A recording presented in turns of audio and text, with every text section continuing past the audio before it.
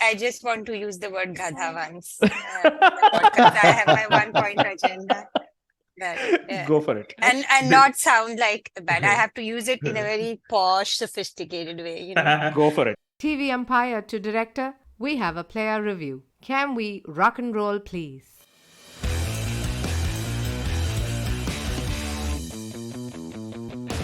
Hello and welcome to Bits and Pieces, the friendliest cricket podcast. This is the podcast that will not warn you before running you out at the bowler's end, because WTF, you should know me by now and realize that I'm not going to give you an inch outside what the rules allow. But it's okay. You played well. We shall go and get a shawarma after the game. This is the podcast that's so friendly that it doesn't recognize the artificial constructs like international borders. We are all brothers and sisters as long as you agree that India and Pakistan cricket teams have been done dirty by their idiotic boards over and over again. Joining me today, I am Tony, your host, and joining me is PGK. First of all, Joe Root got caught yet again with another ball in the unmentionables and had to be treated with a nut graft. But this man treats us every Saturday morning to the best business newsletter to come out of India, the Nut Graph. His insights are not restricted to the world of business, but cricket as well. I once had a wishbone and wished to be on the same panel as this man, and the universe obliged. In the incisive inciter of Indiranagar, who gobbles up the big fish of cricket and spits out a fishbone analysis. Say hi, PGK. Hi, Tony. I'm just going to say that the other guests on the podcast are like staring at you, wondering 80% of these references, what is this? But yes, thank you so much. I have to do another podcast to explain them all. But yes, thank you so much, Tony. Yeah, that's okay. That's been a wonderful I think we'll get there because it's all downhill from here. I had this archived purely because we've not been on the pod together for a long time, PGK. That's so true. Yeah, it's great to be back. But for a completely different flavor now, she's been on the pod before. But in case you thought bowlers have no agency, that's right, only for one reason. Bowlers have no Gen Z because it's still the millennial era and you will get your time eventually. She coined the term batriarchy, which if the world had any sense would have been a better catchphrase than got milk. But unfortunately, the world is run by Gade who self-identify as men, but we'd all do much better in a world run by Zainub. Say hi, Zainub. Hi, thank you, Tony, for that introduction. Amazing. Also joining us for the first time, the international man of mystery who focuses on history and foreign studies, also known as why pitches in Pakistan were so much better before Ramesh Raja took over. He's dropping in on Bits and Pieces, but promises much better outcomes than Pindi. Say hi, Samee of the Pakistan Cricket Podcast. Hi, and yeah, amazing introductions. Loving this.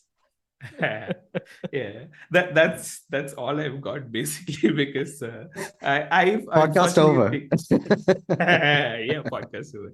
I've unfortunately taken out half an hour of these wonderful people's time because I was extremely late to the pod. But one of the things that, if it's not self-evident to our listeners by now, is that we've got 50% representation of India versus Pakistan. And what an amazing time for us to sort of flip the narrative and ask our Pakistan friends what they think of the mess that we think the India team is in. What with KL Rahul now keeping wickets, and I believe India lost to Bangladesh. Yes, they did. Yeah. They lost to How apt. Bangladesh 20 minutes back. and then we shall have I think probably much more generous take on the Pakistan team than you folks would. So who wants to start us off? What do you think of where India is going right now? That's a very interesting question. Yeah. Where India is going, I think, of course, India is a good team, but when I heard you guys talking over the weekend about, in fact, I think it was Gautam Gambhir or somebody who said like that. I don't know which person he named that. So and so is a good captaincy candidate, and I was like, wait, are they starting a new series and that's why they're picking a new captain? So that's why usually that's how I start understanding the Indian team now. So ever since Kohli was removed from the captaincy, I think you guys are first trying to on a series by series basis, you're figuring out who should be the captain. Is that the case? Praveen. And Yeah, Praveen. we have learned that from Pakistan. We actually looked at Pakistan. We're like, we think this era of stable captaincy, it's okay. Let's put a hold on this. Let's do the Pakistan thing and pick everyone as a captain. I remember there was this time, I think by late 90s, I think it was the 99 World Cup, Yes. where it was Wasim Akram was the captain, and along with him, there were like some 8 ex-captains. So we are going to get there soon by next year.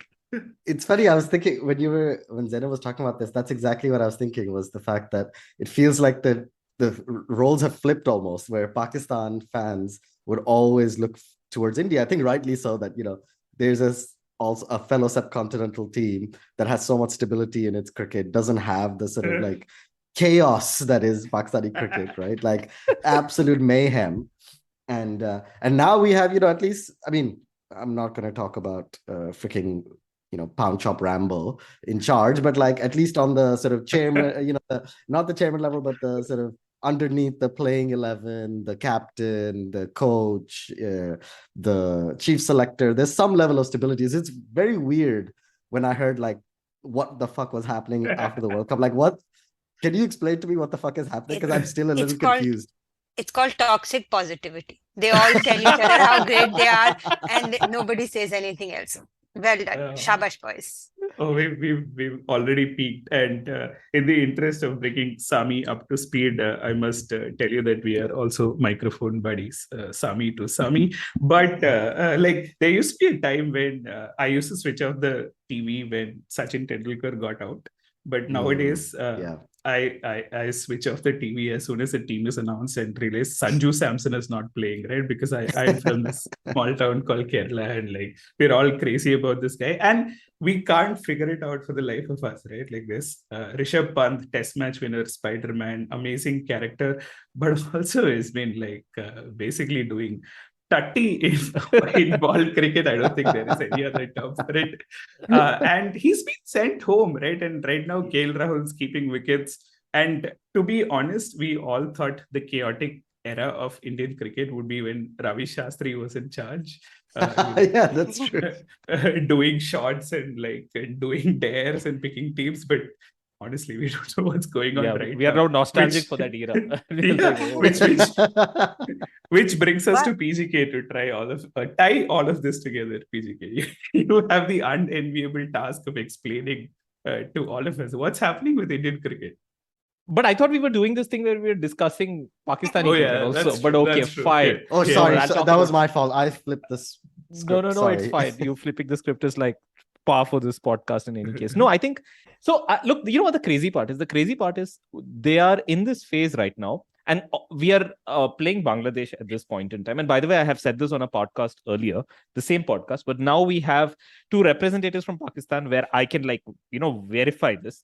I had this theory that no matter whoever we have from the subcontinent, you put them together, can we all agree in this podcast, 2 people from Pakistan and 2 people from India, that the most useless team that we can collectively hate on is Bangladesh? Can we do this? Can we agree on this? The most annoying team in the entire subcontinent. Sri Lanka, great. Afghanistan, great. Pakistan, fine. India, fine. Bangladesh, dude, I hate that team. I just hate them. Such a detestable team. We'll never get anybody from Bangladesh on this podcast.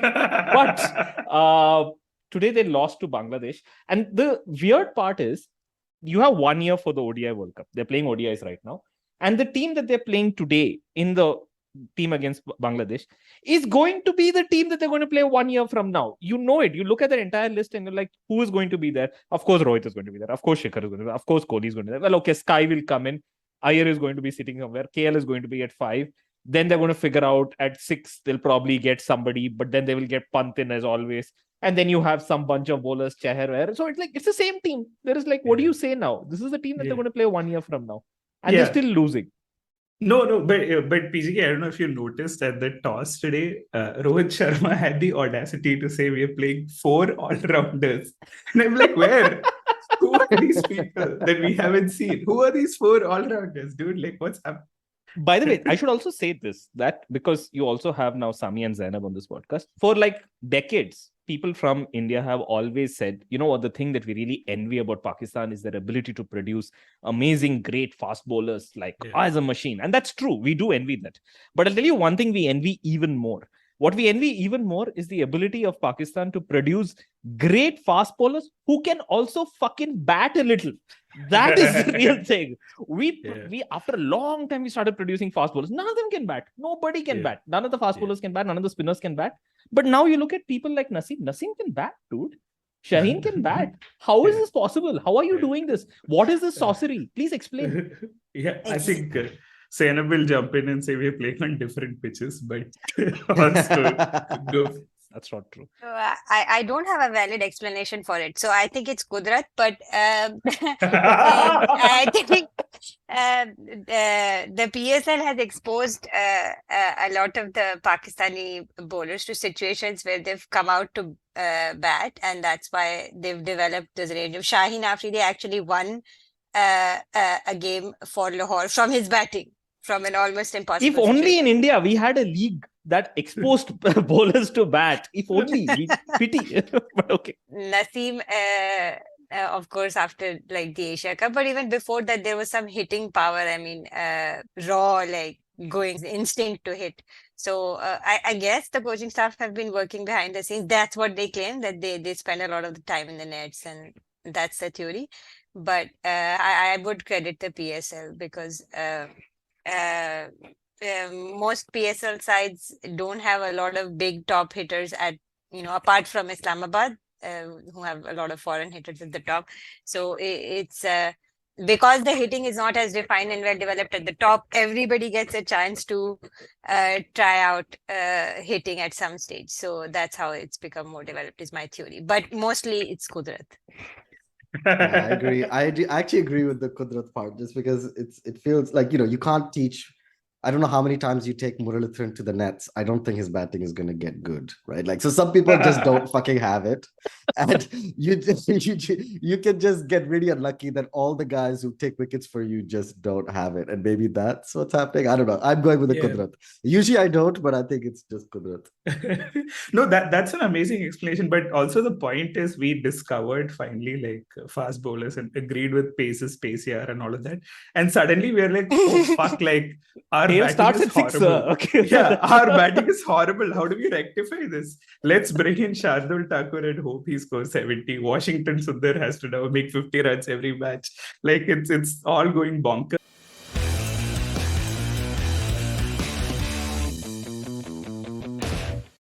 I think like one of the like points that I want to hit upon is that as 90s kids growing up, and probably even now, much less because India and Pakistan don't play each other, we look at Pakistan as a fucking fearful side, right? We're like, oh man, like there is no way we're going to win against them. Even now, like when we face off in the one-off, like how is it for you guys? Like, did you view India the same way growing up? Probably not, because you like used to win a lot against us, but also like, what is your take from the other side, right? And then we'll definitely get to Pindi. Don't worry about it. Like, Sam's like, when can I get to calling saying Gade on this podcast?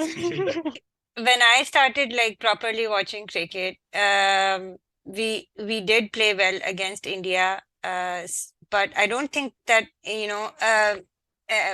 had that kind of aura over India as like, for example, that Miadad team that hit, the late 80s team would have over India, which was much better than the Indian team at that time. So, going in of course, even in the 90s, bilaterals, we somehow seemed to mess up the World Cups, but we were good otherwise in Sharjah. And then in the 2000s, we didn't play that much before the India-Pakistan ties got better. And by that time, initially, I think we were just too scared. And again, the pitches were horrible. But we managed to get, some good results. I mean, we defeated India in the Karachi test, and then under Misbah later on. Sorry, was it under Misbah? Yeah, I think Misbah wasn't captain, but under Inzamam, we had a pretty good, decent test side that went in. One test match is India. We won a ODI series there too. So I don't think I was ever had like the fear factor that, oh my God, but there was always so much nervousness and so on. And, since we completely stopped playing cricket. I think then the gulf between the sides really uh, uh, increased, but it's all starting to change after 2017 Champions Trophy. So now I think Oh. after I think the teams have become like really close to each other in where they are on their cricket. And in terms of the mental side, I don't fear. Of course, I don't fear. I'm never going to say that I fear the Indian team, but yeah, there's always nervousness just because the game means so much. So I guess there's always anxiety about what will happen. And but I don't feel like even if we lose, I don't feel like there's a huge class gulf between India and Pakistan. That's how I Yeah. felt before 2017. That's true. Zainab speaking like someone who has not created a complicated graph about how she feels before an India-Pakistan game, which we've seen, which we shall link from the show notes. But yeah, I mean, fair enough. I think I agree with what Zainab was saying in the sense that I didn't fear India. Although it depends what we mean by fear, in the sense that I thought that I was always worried that we were going to lose to India, and I always thought they were some incredible, because even if we were a slightly better team, sometimes a lot better, sometimes only slightly better, sometimes a lot more even. There was always the jeopardy that you would lose against India, and how much that meant. Like it felt like it meant so much to because of what was at stake, or what it felt like what was at stake. And India always had those amazing batsmen, and because I was always worried about our batting not being able to chase when Pakistan was bowling, I was always worried, if India made, even par, how that dangerous that would be. And the Indian batting could always, if Tendulkar was on form, you know what could happen. So I think I always worried, in part because it was the India game, and in part because of our batting, because you never knew when they were just going to freaking collapse out of nowhere. So I think when we were bowling second, I wasn't as nervous. When we were going to bat second, I was nervous from ball one, because the first innings was all about, wait, how much are we going to have to fucking score here? And so, like, basically, if Pakistan is chasing, not this era as much, but in that era, basically, if Pakistan is bowling first, I am stressed the whole game. I think the thing I used to get worried a little bit in was when we started playing test matches with guys like Harbhajan Singh. That used to terrify me. Like, how many wickets could Harbhajan Singh or Kumble have? And like, are we going to collapse against the spinners? And this is not fear, but somebody I always rated. I was like Javagal Srinath. I always thought he was like a really underrated fast bowler. I thought, like, I don't know, from my perspective at least. I actually find it quite interesting that both Zainab and Samee they have a lot of equanimity. Okay, it's just very, very, you're just looking at it like how you would analyze like a butterfly on like a paper. Like, oh, this is the wings, this is the antlers, this is what I don't understand how you're just looking at it so, in such a cool way. Because from my perspective, and I think from a lot of people in India's perspective, there is, of course, even when you do well, there is a lot of collective trauma with this as a nation. Like, you ask people now about, of course, it starts with the Myanmar 6. You ask people now about 1998. In cricket, for even now, there are 5,000 word articles written about the 1998 test, that we lost when Tendulkar got this thing, the back spasm, Shaklin. Oh my God. Okay. We write, we take it out. We do group therapy with it. And this continues. I can tell you, like, for the 90s, there was this one match, right? You probably don't even know this match. Okay, but I can tell you that it formed my entire definition of my entire childhood. There was a game where India played Pakistan at Lahore, right? And I think it was like a ODI bilateral series, probably meaningless. But I think it was in the second or third ODI. It was the last ODI. And India bat and they make like some 216 runs or something. And Pakistan come out to bat. And they chase it down, I'm not joking, in 25 overs. And it was all because of this one person, Ijaz Ahmed. I have nightmares today about that innings. It's just like, I remember reading a match report later. I don't know if it was on Cricinfo or somewhere else. It's about how it's an entire illustration. The description is how Ijaz Ahmed used his bat like an axe that day. And he used it like an axe that day. It was just flying all over the place. I still remember that innings. It's on my YouTube. It's there. Sometimes I watch it when I have a lot of pain.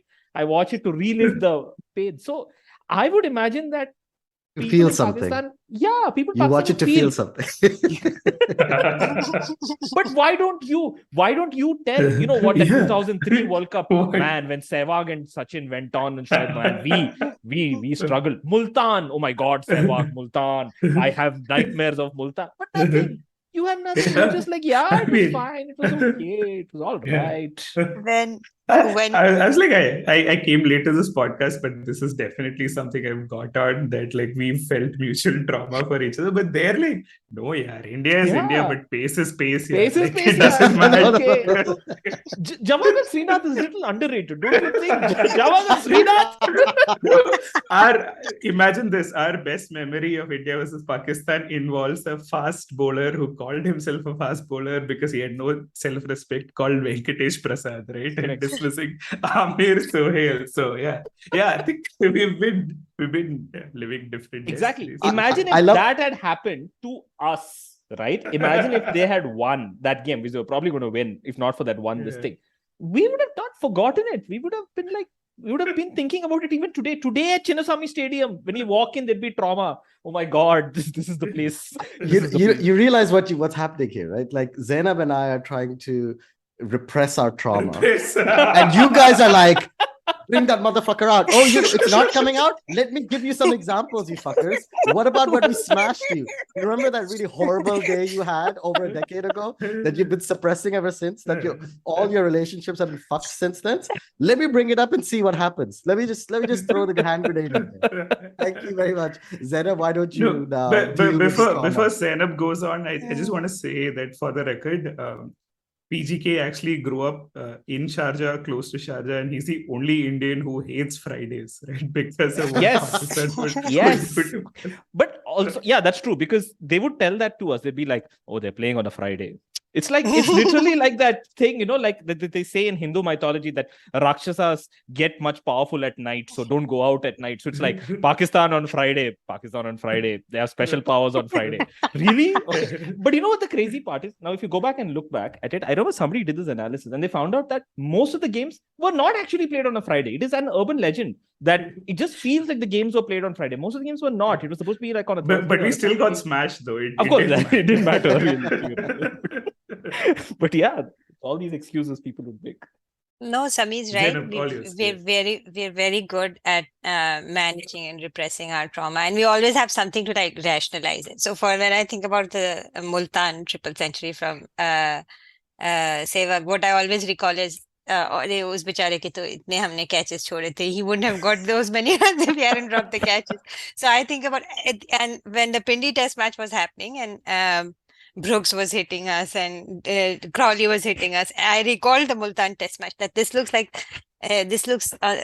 pitch looks kind of like reminds me of that Multan pitch, but we haven't even dropped any catches today.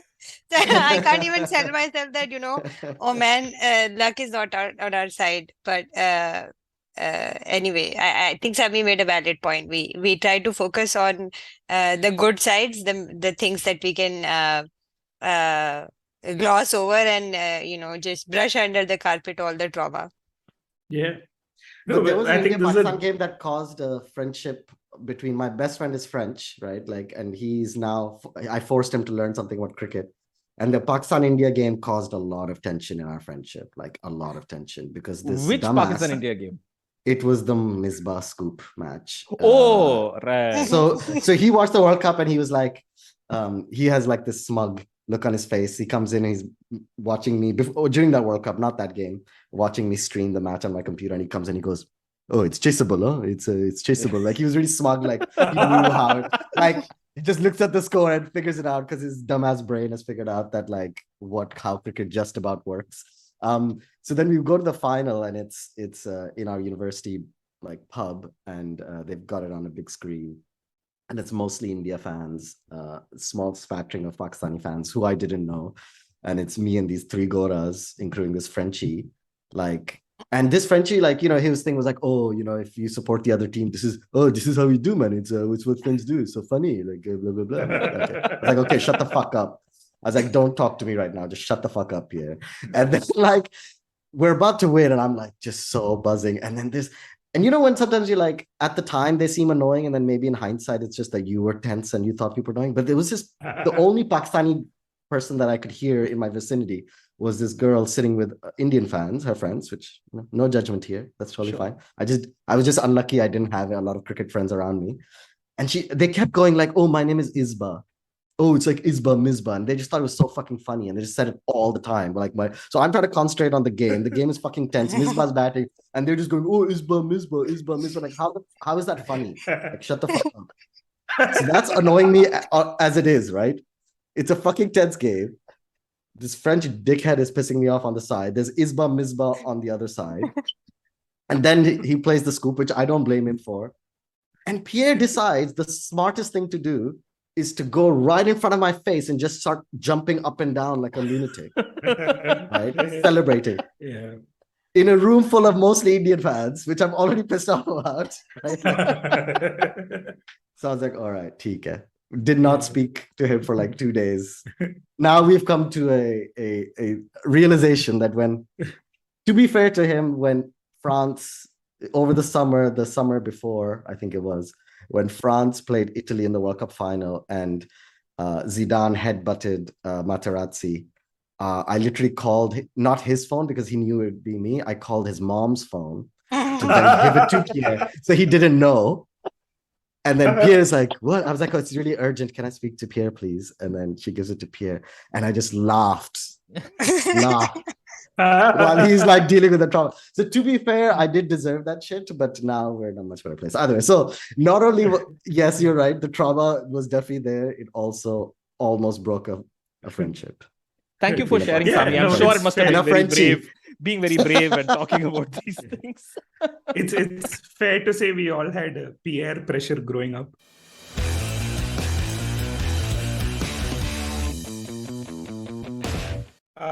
We finally have someone that we can hate together, right? And I'm not talking about Ramesh Raja, but like England and what is happening in this PD test? Okay, I guess I can take it. So Ramesh Raja produced a really, really flat pitch, like a road, and England just went berserk. They thought that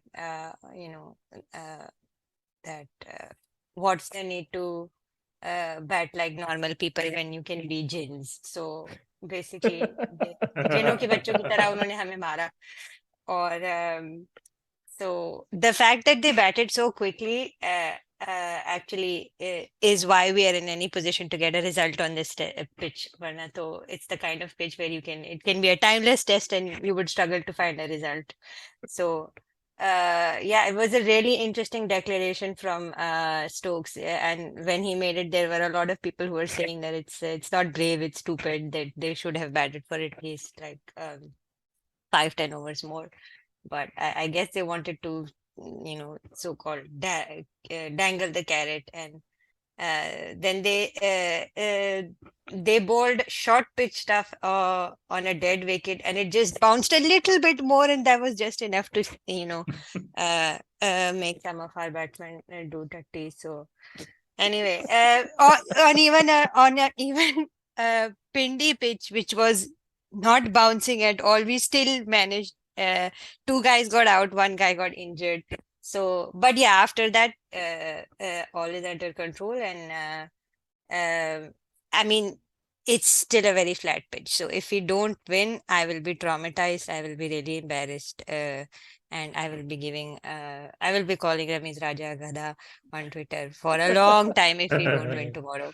Wait, is that result dependent, Zainab? Because I'm not sure. No. Yeah, obviously that is my singular agenda to point out that what an idiot he is and the things that he's doing. Like everyone should pray that we are rid of him. Otherwise, we will. The other people in the team will also his gadhapa rubs off other people. So it's becoming worse with time. The things that Saklan now says, the selections that Babar make, it's really baffling. We selected Zahid Mahmood, who even Sindh, the domestic side, were not selecting. They were playing Abrar ahead of him. But Saklan said that it was the criteria was justice. So we have on because Sorry, the criteria Zahid was what? justice means he was Oh, with wow. the team before, so there was a pecking order. So Fairness. it's Essentially, it was fairness. Oh, okay. But I That think if he for Basically, didn't fit in Tony, the pecking order. same thing med- they're doing to yeah, keep Sanju Samson correct. out, you can Correct. see across the border. Pant is of basically Pant. like Sahid at this point, right? Yeah, Pant is But justice. Zainab, for our listeners who are not following like Pakistan domestic cricket very closely, basically me, if you can just like explain about Abrar and like what a horrible decision it is to like keep him out. okay. So Abrar is this young leg spinner that we had that was the leading wicket. The leading wicket taker in this year's Qaid-e-Azam Trophy, and he where the match was being played in Pindi, he got 5 fifers. So that's Oh, just wow. in Pindi. Sorry to interrupt you. And Is Abrar the person whom Shane Warne basically anointed and said would be like the next big thing? There was this one video, or there was this thing sometime back where Shane Warne That's basically Kuldeep Yadav. no. There was a Pakistani leg spinner, if I'm not wrong, and I think it's Abrar. Is it But not please Yasser? continue. Was it not Yasser, or he was too old for? Or maybe it was. No, because he loved something... Yasser, because he loved Yasser Shah. But I'm trying to think who else he could have been. No. It's a young kid whom he met much earlier, and he said that, oh, this person will actually play one day. But maybe I'm mistaken with somebody else. Please continue. I've never seen that clip, so I don't know. But Abrar has a very good googly. His stock ball is very good. He pulls a top spinner. He wears glasses. He looks cute. And I mean, it was basically when Zahid was lucky even to make it to the squad, because there were other spinners who had actually. He had the 8th most wickets in the season. He's averaging 40, like I said. So there were other candidates above him. We were surprised that he was even in the squad. So when he was our theory on Twitter is that he was selected not because of the pecking order, but there was a video released just before the match of the Nets, and in that clip, both Babar and Rizwan got out to Zahid. So that's why I think he was selected. But yeah, now he's got 4 wickets in the first innings and 2 in the second. So I don't know what logic Insaf ball will use to make him play again. I don't know. But I mean, he really struggled. He was. It is a very flat pitch. There is no spin on offer, but we managed to give away a 6 to Will Jacks, who's also a part timer. So, I mean, if we could have like at least got somebody who like Abrar, who if he didn't get a lot of wickets, who would have like gone for 6 and over, 5 and over, not 7 and over, we would have probably already won the test match because England won't have the lead, or I mean, we would be in a much better position than this. It was one of those no-brainer decisions that Babar just makes. It's just part of who he is now. Something I've heard about Abrar is also I've only seen clips. I haven't seen him bowl obviously a lot, but something I've heard from Rehan Haq and others who've worked with him or have known him for a while. They said that he's had the skill for a while, but the classic thing of when you start getting hit, what happens, and mentally it's very hard for a young spinner to keep keeping your head and keep bowling. What your plans are. And supposedly that's the big thing, because I think people have been looking at him for a while, and sometimes the switch or the flick, you flick the switch, and I think that seems to be this year or in the last year or so where he's got that maturity to deal with people trying to go after him. One thing, and by the way, I completely agree with Zainab about the decision. I'm not arguing against it at all, but I do think that maybe one silver lining of this is that we don't send in a young spinner against that batting order that's trying to smash it. It could be that he ends up with a a bunch of wickets, or it could be that his confidence is dampened. So I mean, the real issue is get the right fucking pitch. Don't make dumbass pitches like this, right? That is the fundamental issue, and then you pick the right spinners as well. But the only saving grace of this is that Abrar didn't get slaughtered, which at least the one promising spinner we have in Test cricket that's coming up. Zafar Gohar, you could argue, is the other one, because we did that with him, kind of. Not exactly the same thing, but we kind of sent him to the slaughterhouse in New Zealand and then just haven't picked him since. So at least that's not going to happen after this Test match. By the way, I did a quick lookup and I found out that it is actually a spinner who was talking, but I got the wrong team. So Shane Warne actually was talking about Rehan Ahmed, who's the 18-year-old leg spinner who is in the England Test squad right now. I saw that. Oh, yeah. So Pakistan is not the only team that has a leg spinner in the squad, and they're like, why are they playing him? They're saying the same thing about England as well, and they're actually wondering why they haven't played him at this point. And in fact, I just see Bumble has, like, David Lloyd has this thing for the Daily Mail, and the headline is Rehan Ahmed needs to play in the next 2 tests in Pakistan. England are crying out for a spinner, and sitting on the sidelines does the 18-year-old no good. So leg spinner, leg spinner. Some people have been sitting on the sidelines since they've been 18 and they're now 28, evidently referring to Sanju Samson, which I keep again and again. But sorry, go for it, Zainub. Yeah. No, I thought when England announced the team, and they announced it a full 2.5 days before the test, and we were all joking that, oh my God, what kind of attack they've picked. There's just 2 fast bowlers. There's just one genuine spinner in Leach, and Stokes is an all-rounder, and Livingston and Jacks were supposed to. I mean, and everyone sort of expected that, even if we didn't expect it such a flat pitch, it was still it seemed like crazy to select Livingston to bat at 8 in a test match and just go in with 2 genuine fast bowlers, and one of them being a 40-year-old. And then Pakistan thought, oh, we'll outdo you and we'll select the guy who averages 40. So I do with the ball. I do love something about this series is that even people who generally agree in the fandom on certain things, you have people on one side of certain issues generally, and the one thing that's kind of split in my view with England is the Bazball issue, where usual friends on Twitter are very conflicted. Some people want it destroyed, hate it as a concept, want nothing to do with it, and we're waiting for England to come and are the most pissed off, I think, that more than anybody else at the pitch, because what they were hoping for was a very helpful pitch and Pakistan to destroy the bowling lineup so that this Bazball sort of enthusiasm would be destroyed. So for them, I think this has been the biggest trauma, is this pitch. Okay, they've given Bazball even more cachet.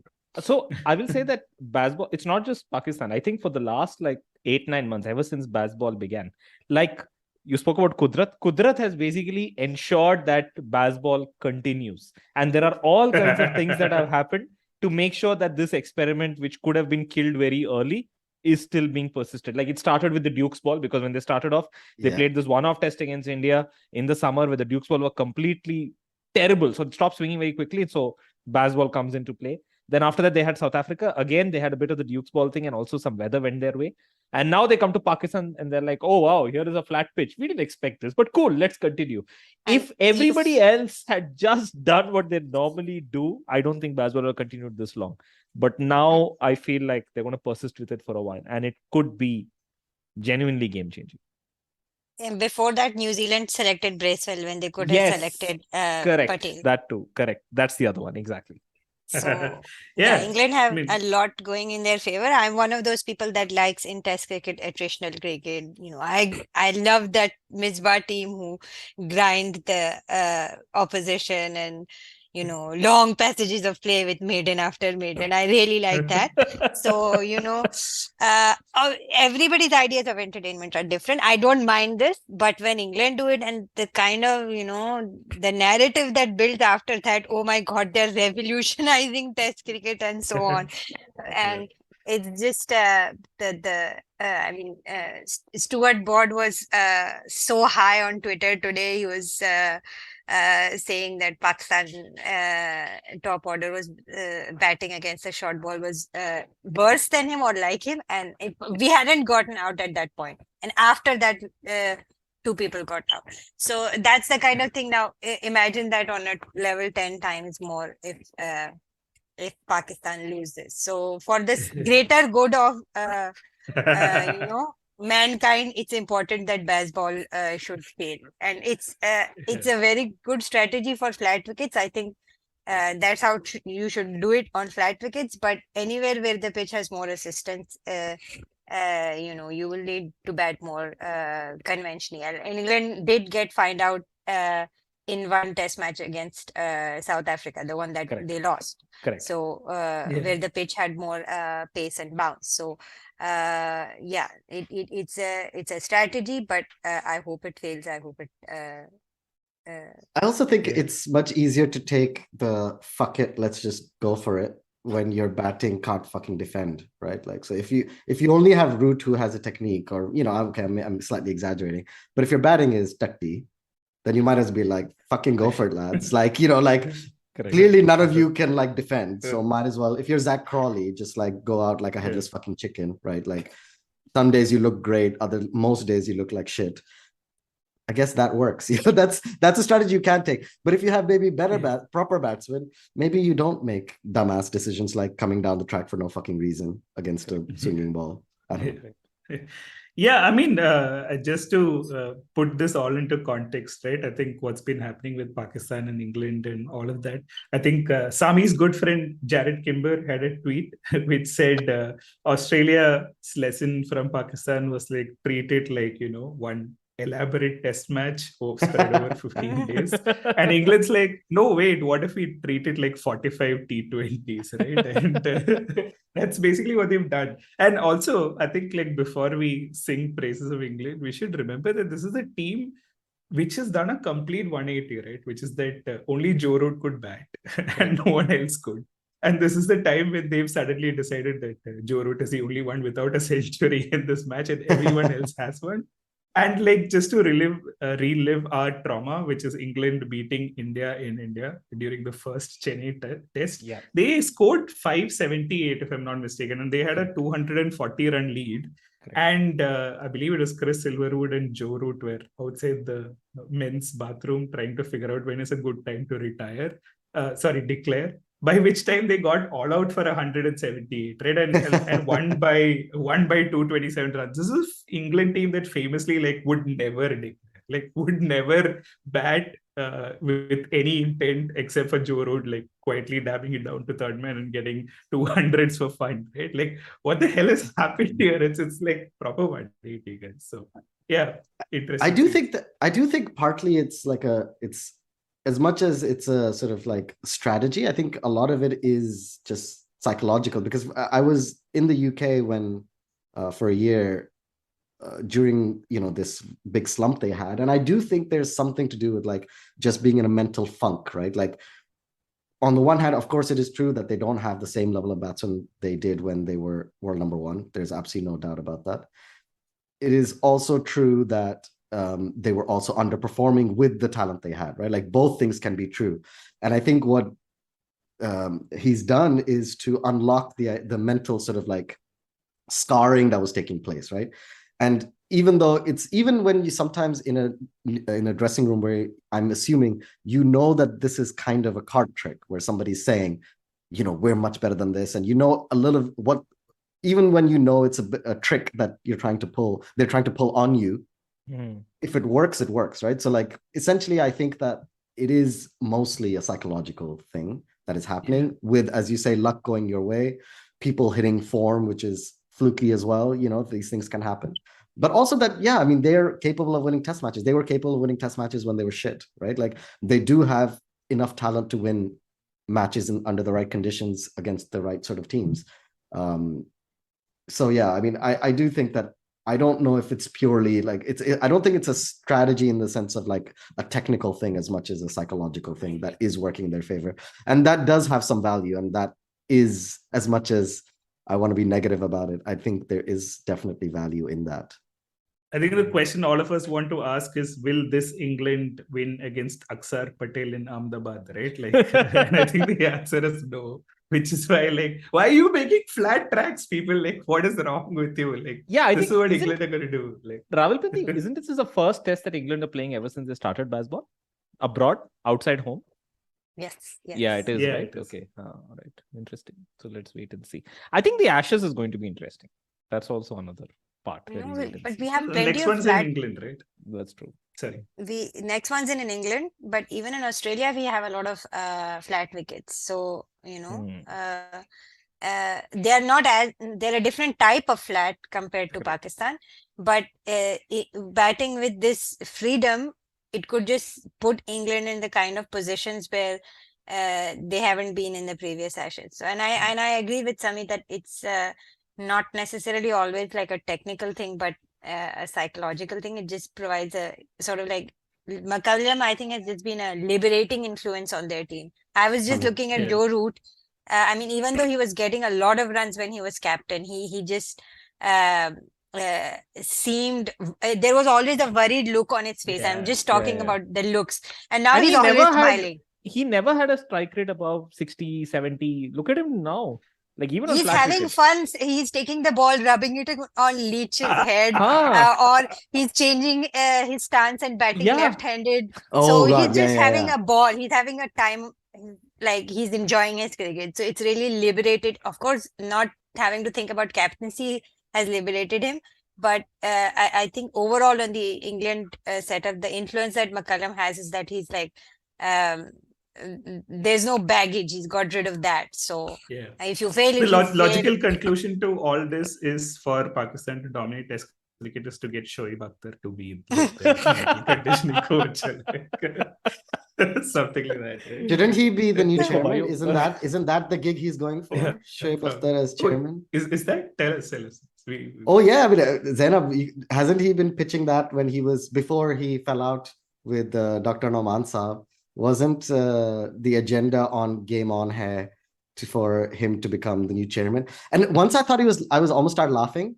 I mean, I still laughed, but I was laughing because I thought, like, when I looked at his face on the thing, I was like, no, he's fucking serious. Oh shit, when was this the case? Like, no, I think there was a genuine thing that, like, देखो शोएब को होना चाहिए था. And I'm like, wait, are they fucking kidding? This is what is happening. Zainab, I didn't make this shit up, right? Like, he's been pitching for PCB chairman, right? Yep. That's true. No way they're going to to give be- it to him. Come on. To be honest, we grew up thinking Rawalpindi Express was Shoaib Akhtar as opposed to Sack Crawley, who is batting for 100 strike rate and didn't play Rahul. What is going on? So, and just to the earlier point, right? You said like this, video from the nets where that's the reason why Sahid's playing. In India, we're still wondering what videos KL Rahul and Rishabh Pant have that they still continue to He play. has It the has nothing to do nudes. with the nets, but like He has the captain and coach's nudes. Different sorts of videos, Yeah. different sorts of videos, not in the nets.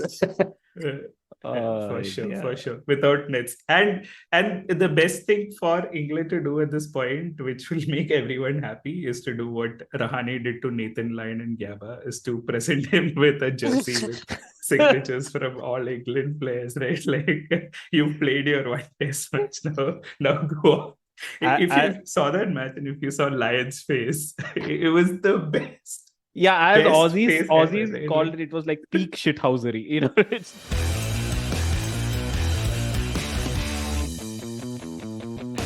nothing to be there. I think good time for us to move on to Australia and what's happening there with the West Indies Australia series.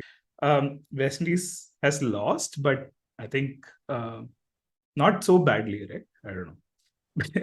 I think Zainub, you pointed out that Australia lost only 6 wickets, so I don't even know what scale to compare this on.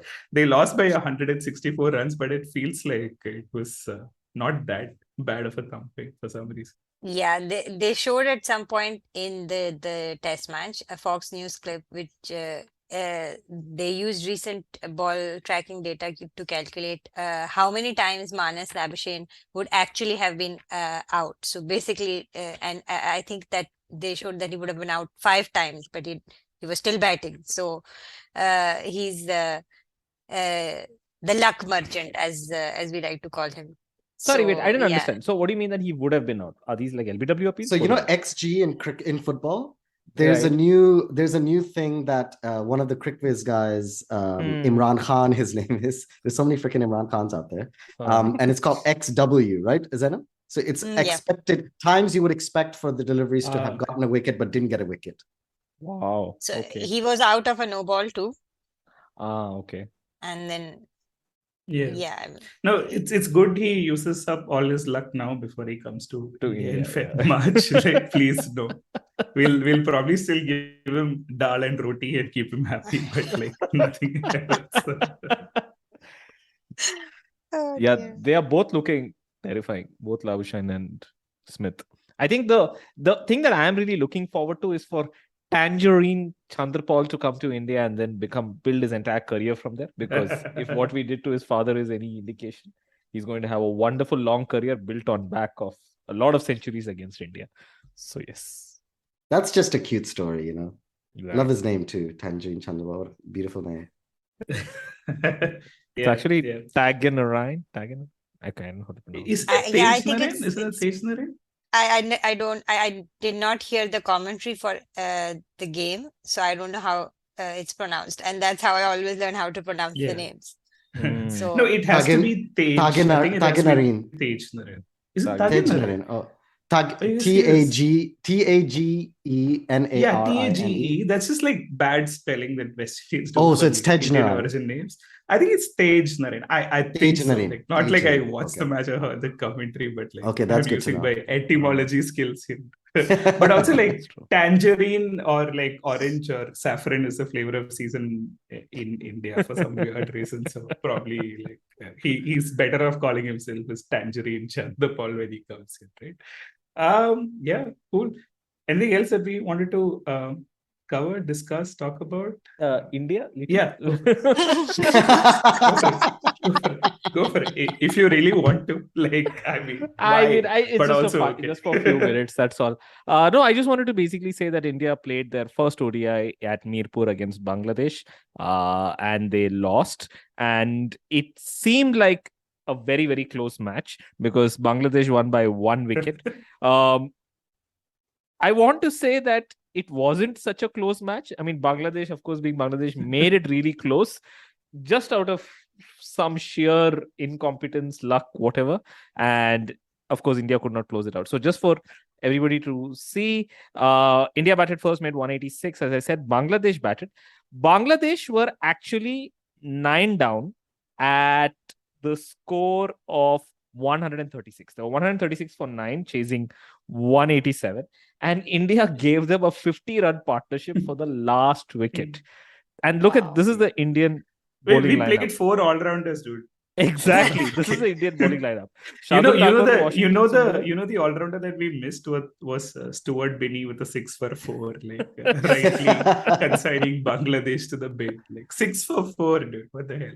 Sorry, PG. Go ahead. No, I was just reading out India's bowling lineup. Deepak Chahar, Mohammad Siraj, Kuldeep Sen, Shahbaz Ahmed, Washington Sundar, Shardul Thakur. It's not bad.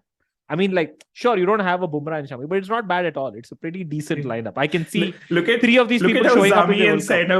Look at how Samee and Zainub are actually like terrified of facing this Indian lineup, right? Like that tells you how good a bowling attack this is. Who's this Shahbaz? Who's this Shahbaz kid? Is he new? Like Shahbaz is new. Is he good? No, I wasn't being funny. I'm genuinely curious. Like, what is he a good bowler? No, he's new to the international scene, but he's been doing pretty well in domestic. Right? So Shahbaz is our 3rd choice left arm off spinner. Stop because we have Jadeja, then we have Akshar, and now we have Shahbaz. Jadeja is injured. Okay. I don't know where Akshar is. I genuinely don't. I think they said Akshar is not available. I don't know what that means. And so now they're playing Shahbaz. But he did well, I think he was there in the India A team, if I'm not wrong. So India A played against Bangladesh or Bangladesh A just a few days back, and he played quite well. And so they just obviously drafted him in. Yeah, no, to be fair, I think he's been doing really well at the Yes. Absolutely. Yeah. Absolutely. He has been. I'm only interested in knowing, did any of the Bangladeshi players do any Nagin dance when they won? All of us What an annoying. Even but Bangladesh and England. Like, please, no. Rahul's keeping now. Like, and he top scored. So I'm guessing they're going to continue with this experiment till the end of the next. The best World part, Cup. that the sure sign that India is doing something really weird is now Harsha Bhogle is starting to ask questions. Okay, so now you really know that selection is a problem, because Harsha Bhogle is like, wait a minute. So you have Pant, you have Ishan Kishan, you have Sanju Samson, and yet now KL Rahul is keeping wickets. Why is this? I guess the team has some plan, which is as far as Harsha Bhogle would go to basically say, oh, interesting. So yeah, We it have is 4 actually all-rounders now. So Can I ask can I ask you guys just one quick question? Of course. Have you ever joined the Jantu space after the Jantu what's Twitter that? space?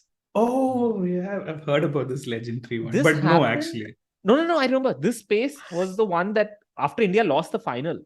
Not the final. Sorry, what am I saying? Final. Semi-final. Semi-final. No. Correct. Yeah, what am I saying? Sorry. Okay. Fine. Wishful thinking. Yeah, exactly. Somewhere semi-final. After Stop India trying to steal our trauma, Acha. Sorry. You have your own. Let me just Get say, your own. let me rephrase that. After India got pulverized in the semi-final by England, this was the space that you're talking about, where they went on for like a long time, and there were like these choice audio that I remember showing up on like Twitter and on WhatsApp. Oh, that was hardcore. That was insane. But I haven't joined that space. Does it still happen even after? Oh no, Boyle it's been happening apparently for a long time. It and first started when India lost to Pakistan in the Asia Asia Cup. Cup. Of course. So I think that's when it became huge. Apparently, it's been happening for a Correct. long time. That's when it became viral. The funny thing is, like, I've gone through various phases. Next time it happens, listen to it. It's actually quite interesting. First, I listened to it. I was like, what the fuck is this bullshit? You know, these guys. there are more expressing their- Pakistanis in it than Indians. I think. Yeah. And then you see the people on there. It's bizarre. Iftikhar Ahmed came on briefly last time. Yes. I want to believe remember. it was actually him, because that would be way funnier and badass. But the part that's really interesting is the first time I listened, I was like, this is bullshit. Then after a few hours, it's still on. People are talking about it. So I go back on. I'm like, it's just really boring now. Then I got back the third time and I'm like, I really like this. It's actually, even though they're basically, it's like a beautiful cursing carousel. So if you don't pay attention to what they're saying, it's like, what did they say? Bhosri ke band chod kya kar raha hai? Like, it's the way they do it, it's almost like it's a symphony. If you don't listen to what they're saying, it's actually really cyclical. It's like musical. It's like got its Shakespeare own with the beautiful iambic rhythm. pentameter, but with Yeah. but So when India got knocked out, I woke up and I knew they'd lost. I saw Jantu space. I'm not lying to you. I think people think I'm lying. I genuinely put it on. I wasn't listening to them. I was making myself breakfast instead of like relaxing music to like, I was listening to them, not paying attention. After a while, it would be like the next chapter, the next verse would come. They'd be like, KL Rahul, wo bhi band chod, usko kisne. And it's just the name changes, right? Like, and then it goes. I love how that's the first name that you went for, like baseline, right? Like KL Rahul. Anybody can abuse, like free for all. Like no one's going to ask a question at this. Exactly. point. Not one Indian is going to be offended. They'll be like, you please continue. And then there's a slight twist in the tail. You're like, oh, that's interesting. That's the only time I'll be like, और अक्सर पटेल को जो मारा था ना, इफ्ती भाई ने सही किया था इफ्ती भाई मैं आपको मोहब्बत करता हूँ आपसे उसको पिटाई की थी. Like that's the part. It's actually really relaxing. Like, so initially I started off, this is toxic bullshit. Then I thought it was boring. Now I just think it's beautiful. Like it's a beautiful orchestra.